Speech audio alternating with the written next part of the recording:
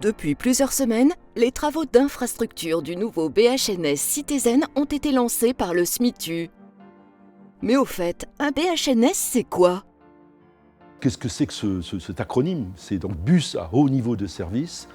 Et donc c'est un dispositif de transport qui permet donc dans le cadre d'une desserte qui est planifiée, d'augmenter l'attractivité du transport, puisqu'il est question là de bus qui circuleront à des cadences importantes, en partie sur des tronçons de voies qui lui seront réservés, mais aussi au milieu de la circulation, avec toutefois des dispositifs particuliers qui permettent à ces bus, lorsqu'ils arrivent au croisement ou au feu, d'être prioritaires. C'est un projet qui est très globalement attendu par la plupart des personnes qui connaissent le projet.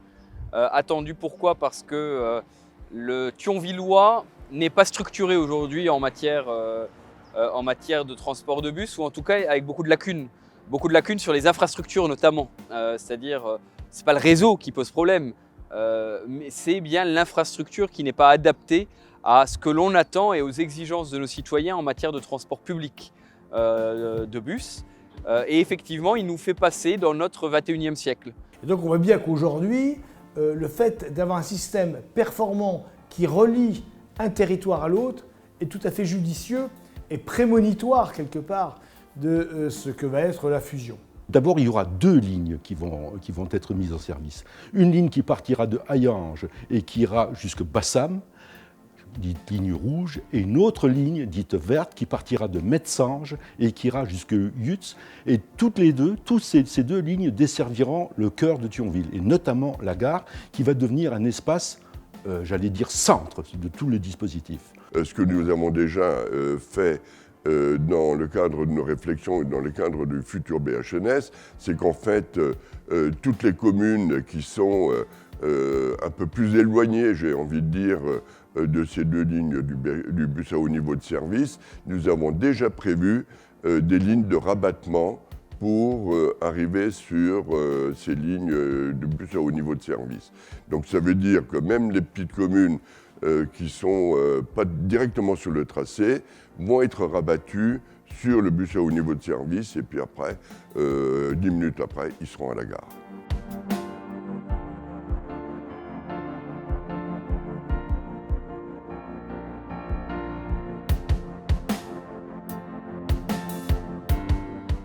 Durant le stade de préparation du projet, le SMITU s'est rapproché d'autres collectivités territoriales qui ont mis en place un tel réseau afin de bénéficier de leur retour d'expérience. Parmi celles-ci, il y a la métropole d'Amiens. On a fait le choix de retenir des bus 100% électriques qui fonctionnent donc sur 4 lignes distinctes, qui ne sont pas intégralement en voie dédiée au bus. C'est aussi ça la différence avec un projet de tramway qui, lui, est en site propre intégral, par définition.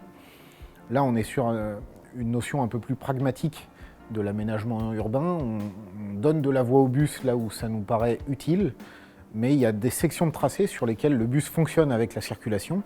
Il faut soigner les fréquences, il faut vraiment qu'elles soient adaptées.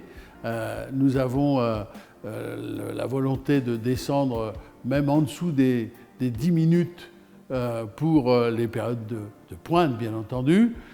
Quitte à élargir un peu les fréquences lorsque, dans la journée, le bus est loin d'être rempli. Je crois que la qualité du bus lui-même, lorsque l'on est à l'intérieur, c'est silencieux, un bus électrique. Son esthétisme, sur lequel nous avons beaucoup insisté, et puis l'amélioration de la fréquentation, c'est-à-dire que nous avons des passages de bus plus souvent que cela n'existait auparavant. Bien évidemment, ça donne satisfaction au public.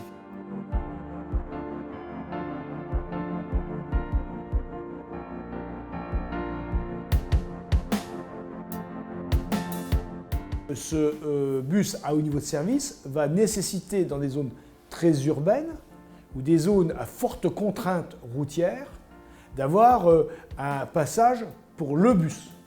Les travaux ont commencé.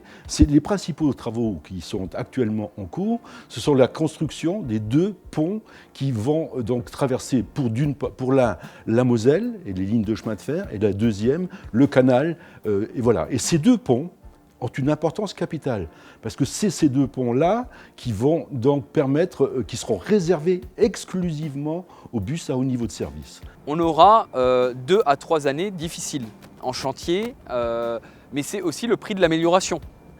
C'est aussi une volonté à un moment donné d'améliorer à terme l'avenir de nos citoyens, le confort pour nos citoyens. C'est un projet qui doit surtout desservir la gare de Thionville, qui aujourd'hui, je rappelle, fait quand même accueille quand même 3500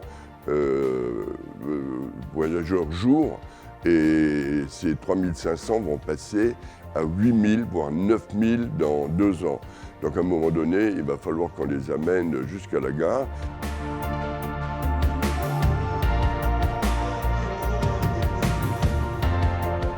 Comme vous l'avez vu, l'état d'avancement de Citizen progresse de jour en jour. Nous ne manquerons pas de revenir régulièrement vers vous pour vous tenir informés.